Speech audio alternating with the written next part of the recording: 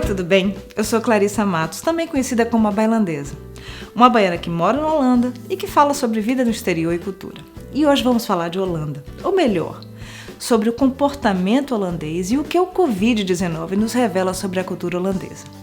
Depois de muita discussão, a Holanda resolveu adotar o uso obrigatório da máscara em ambientes públicos fechados. A verdade é que o assunto das máscaras tem causado bastante polêmica aqui na Holanda. O que a gente vê é que a abordagem cabeça de queijo do Covid-19 fez da Holanda uma ilha no oceano de países que já adotavam o uso da máscara. Mas por quê? Todo mundo sabe que a situação do Covid-19 é como se estivéssemos trocando a corrente da bicicleta enquanto pedalamos. Ou seja, os estudos e aprendizados vão sendo realizados e compartilhados enquanto os países se dividem em opiniões, pesquisas e diferentes estágios da pandemia. Bom, eu não sou cientista, mas vivo na Holanda há 14 anos e posso dizer que conheço a cultura holandesa. Assim, nesse dilema de uso ou não da máscara, lockdown inteligente, lockdown parcial, eu reconheço várias características do jeito de ser holandês. E a primeira delas é a teimosia. Em geral, os holandeses são teimosos e difíceis de ser convencidos. É preciso ter uma prova incontestável, já que as decisões são baseadas em fatos.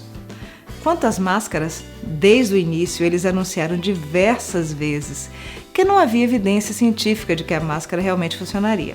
Agora, eles adotaram o uso obrigatório, mas dizem que é porque não querem gerar nenhuma dúvida ou discussão sobre as regras. Então, se a maioria quer, vamos adotar. O que eu vejo aqui é um misto de orgulho e teimosia, que já observei em outras situações. Um segundo ponto é o pragmatismo, que vem junto com a frugalidade, ou, como alguns dizem, pão-durismo. A cultura holandesa é fortemente influenciada pelo calvinismo. Isso quer dizer que a ordem do dia é nada de exagero, 2 pés no chão. Essa postura fez com que a Holanda regulasse com mãos de ferro os testes quando os casos começaram a aparecer na primeira onda. Também, a decisão de não recomendar o uso das máscaras veio do receio de faltar máscaras para os profissionais na linha de frente, que estavam lidando com os pacientes infectados. Uma outra coisa é o chamado poldermodel, ou modelo de decisão holandesa.